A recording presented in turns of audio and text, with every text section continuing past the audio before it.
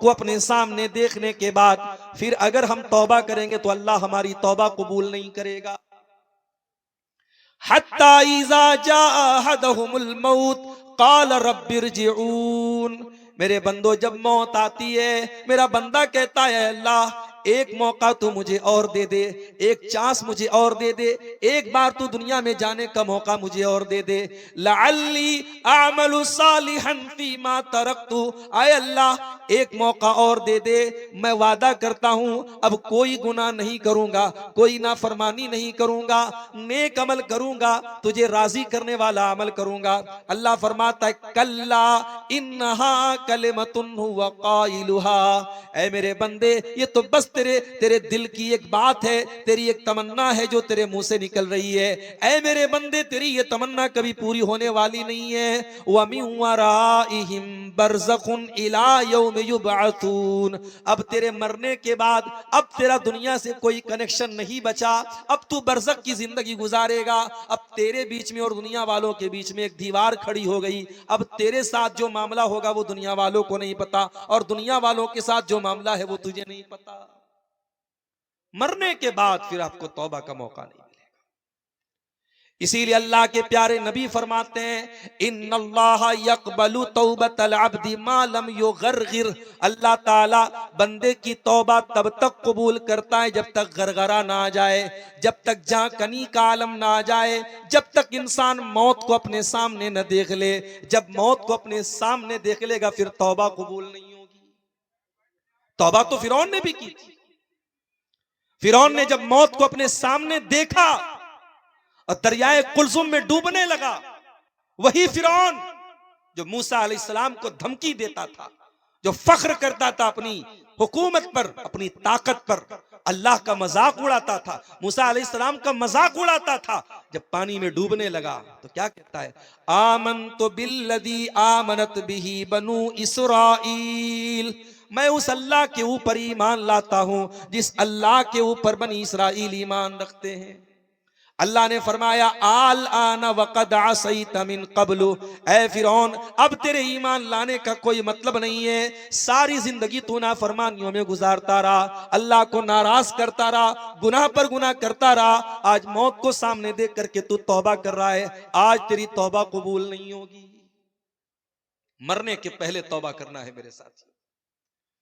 और हम कब मरेंगे हम कोई गारंटी नहीं ले सकते, कहां मरेंगे इसकी भी कोई गारंटी नहीं। वमा तदरी नफ्सुम बिअय्यि अर्दिन तमूत। कोई नहीं जानता कि वो कहां मरेगा।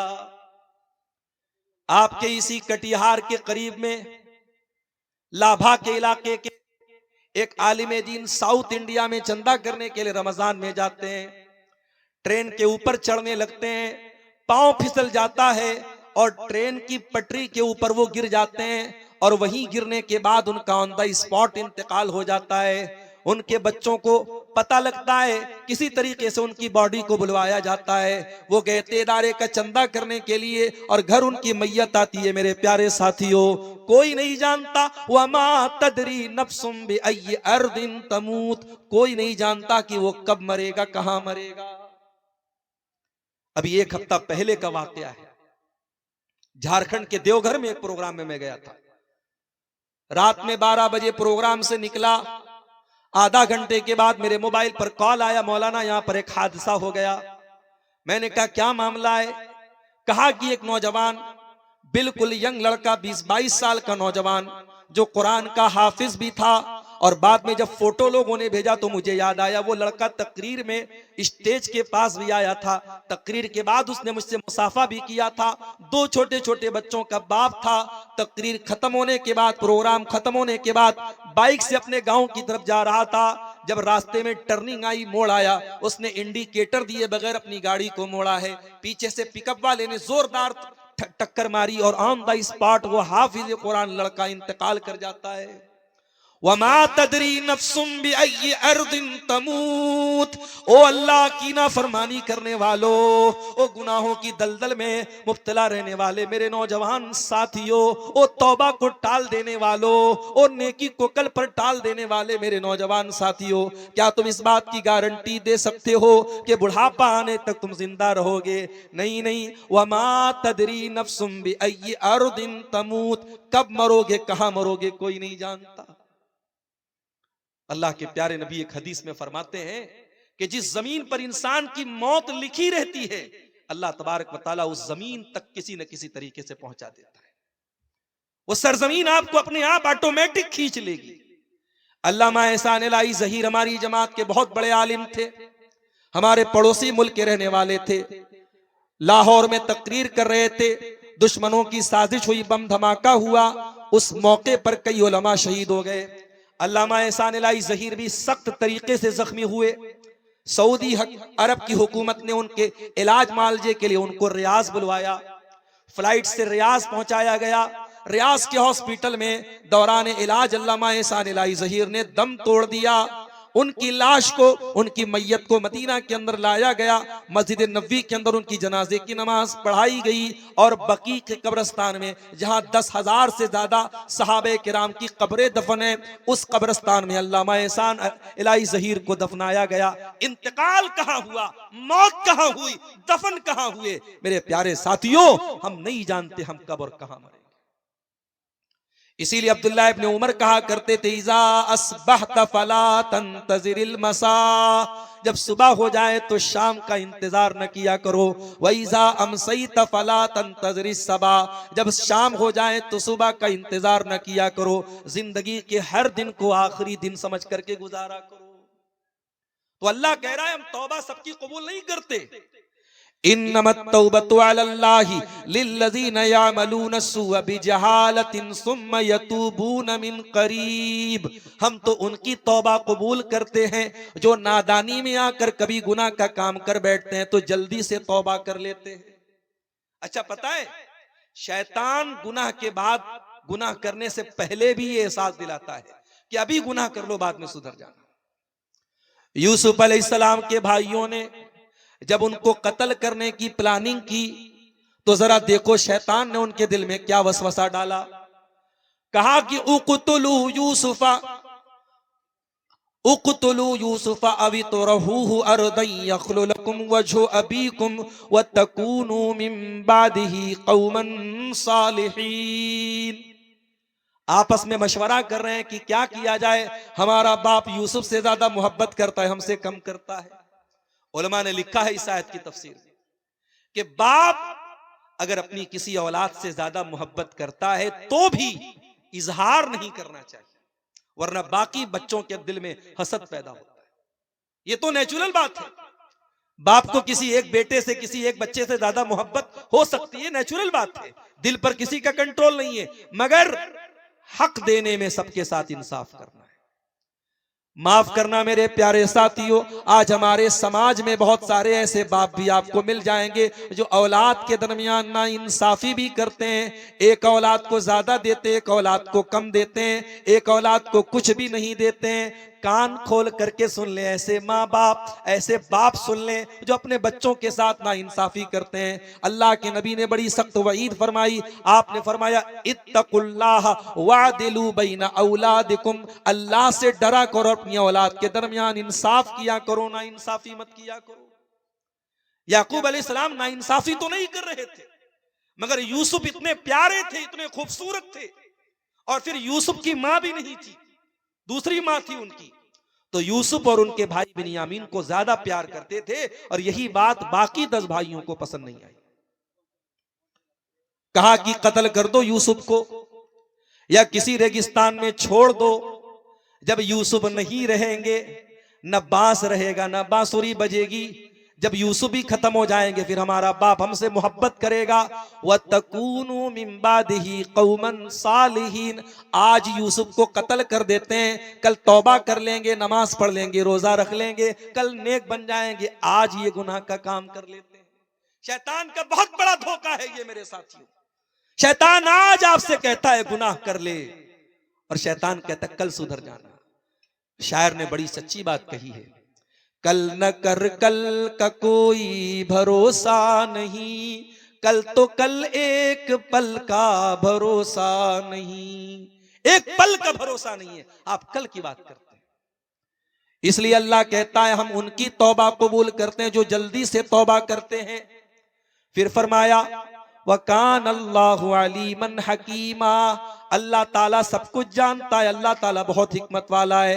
वलैसतित तौबतु लिल्लज़ीना यामलून सय्यिआत, अल्लाह उनकी तौबा कबूल नहीं करेगा जो गुनाह पर गुनाह करते रहते हैं। हत्ता इज़ा हदरा अहदहुमुल मौत काला इन्नी तुबतुल आन, जब मौत का टाइम आता है, जब मरने का टाइम आता है, बंदा कहता है अल्लाह मैं तौबा कर रहा हूं। मरने के टाइम तौबा करता है, ऐसे लोगों की तौबा अल्लाह कबूल नहीं करेगा। वलल्लज़ीना यमूतून वहुम कुफ्फार, और अल्लाह उनकी तौबा भी कबूल नहीं करेगा जो ईमान के बगैर दुनिया से चले जाते हैं, जो कुफ्र की हालत में, जो काफिर होकर दुनिया से मर जाते हैं। ईमान से बड़ी कोई दौलत नहीं है मेरे साथी, मरो तो ईमान की हालत में मरो। आज हमारे लिए ये भी लम्हे फिक्रिया और सोचने का मकाम है। आज हमारी कौम की बेटियां नुसरत जहां से निशा सिंह बन जाती हैं, मुसलमान लड़की मुर्तद हो जाती है, ये सामान, ये सोचने का सामान है, ये सोचने का मकाम है। मेरे प्यारे साथियों, ईमान से बड़ी कोई दौलत नहीं है।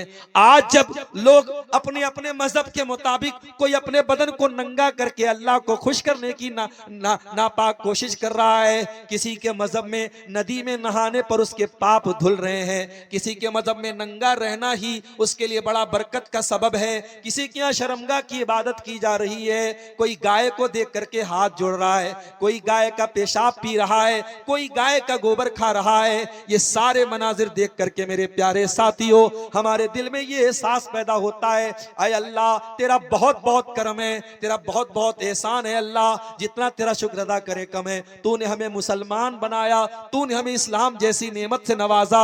इसीलिए जब जन्नती जन्नत में जाएंगे तो क्या कहेंगे, अल्हम्दुलिल्लाहिल्लज़ी हदाना लिहाजा वमा कुन्ना लिनहतदिया लौला अन हदानल्लाह। आय अल्लाह तेरा करम और तेरा शुक्र है कि तूने हमें हिदायत की नेमत से नवाजा। आय अल्लाह अगर तूने हिदायत न दी होती तो हम हिदायत नहीं पा सकते थे।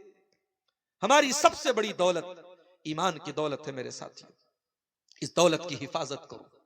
मेरी बहनों, कोई लाख मोहब्बत और प्यार का इजहार कर दे, कोई लाख तुम्हारे ऊपर डोरे डाल दे, कोई लाख तुम्हारे हुस्न जमाल की तारीफ कर दे, ईमान से कभी कॉम्प्रोमाइज मत करना, ईमान से कभी समझौता मत करना, इससे बड़ी कोई दौलत नहीं। सुमैया शहीद हो गई इसी ईमान को बचाने के लिए, बिलाल तपती रेत पर लेट गई इसी ईमान को बचाने के लिए, सुहैब रूमी ने सब कुछ कुर्बान कर दिया इसी ईमान को बचाने के लिए, सहाबा ने अपने सगे बेटों से जंग की मैदान जंग में इसी ईमान को बचाने के लिए।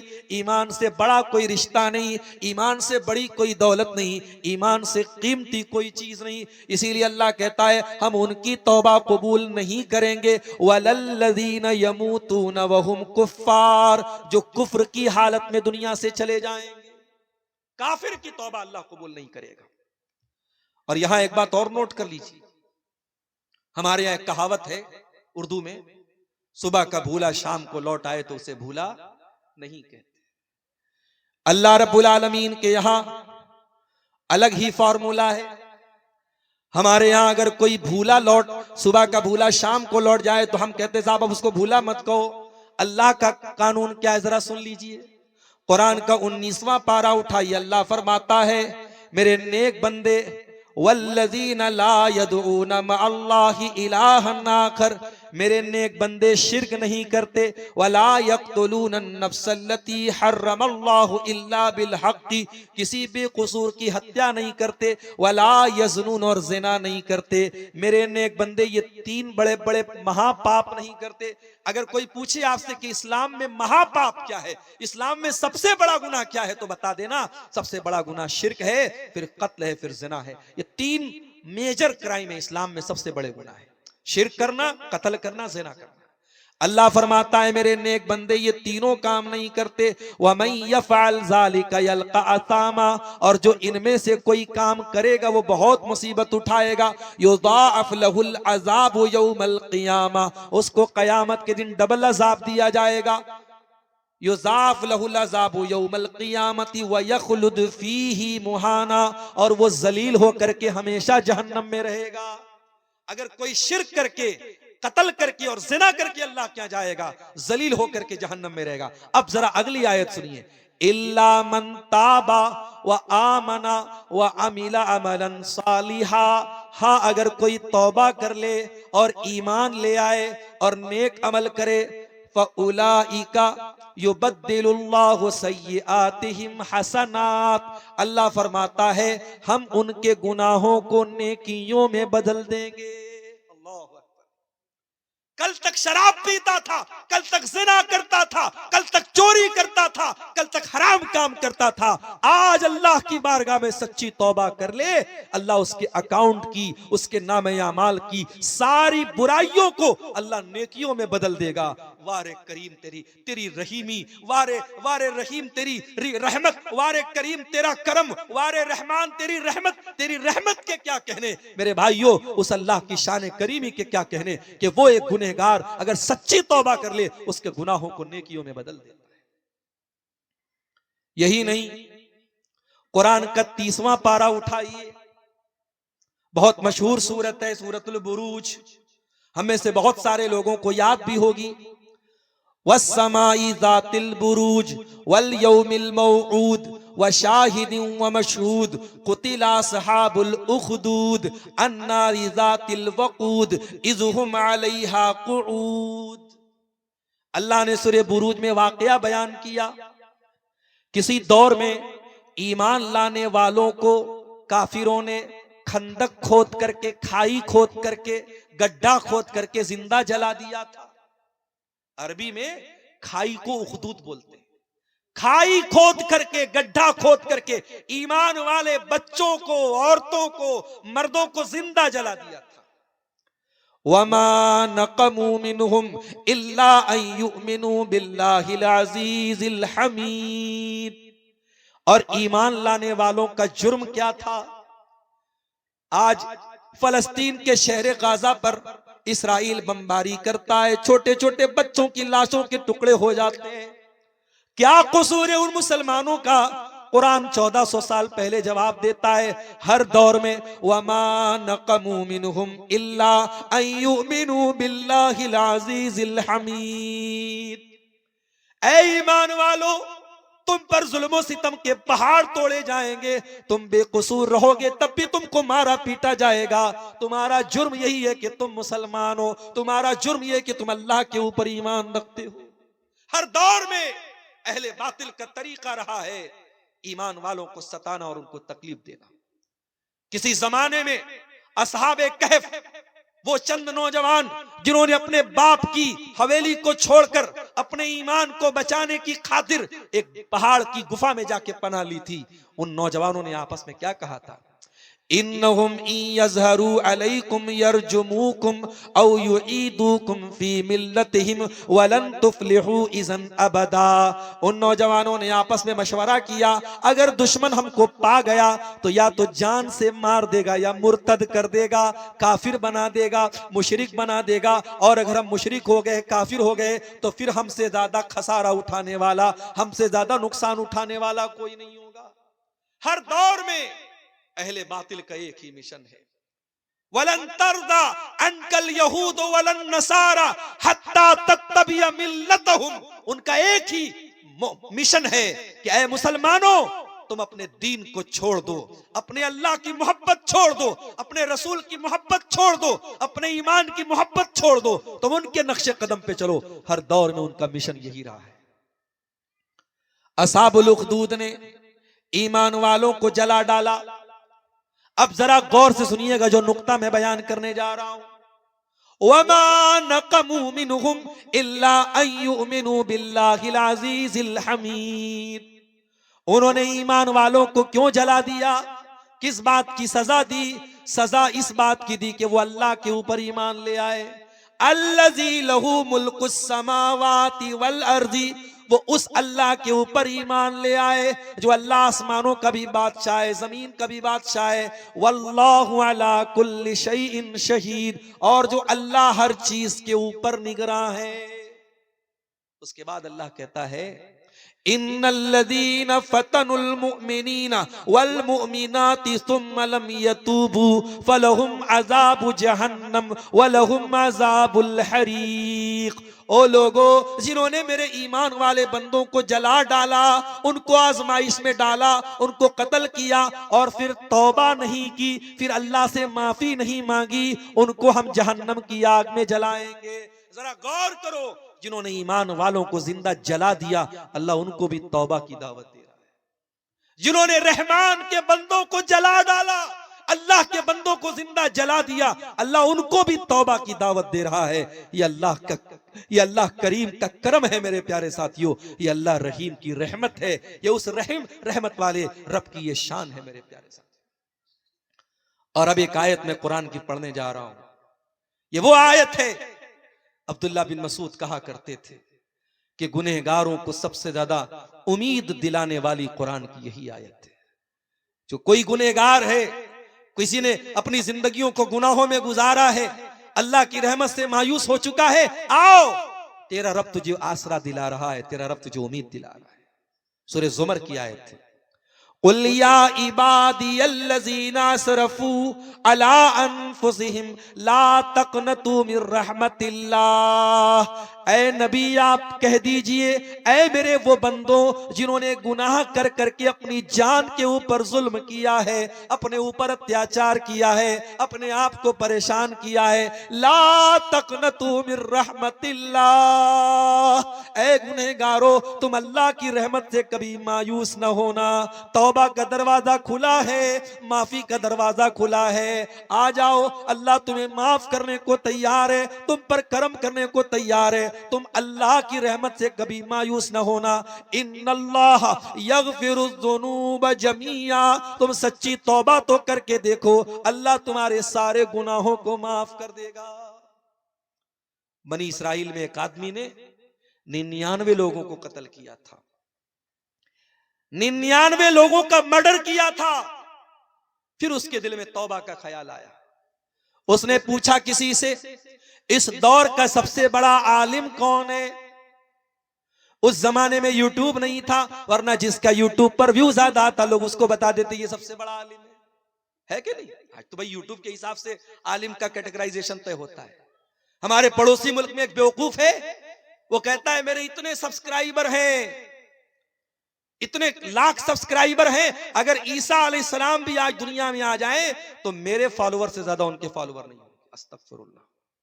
और दुनिया कहती है साहब बहुत बड़ा स्कॉलर है वो। ऐसे स्कॉलरों को हम अपने जूते की नोक पे रखते हैं।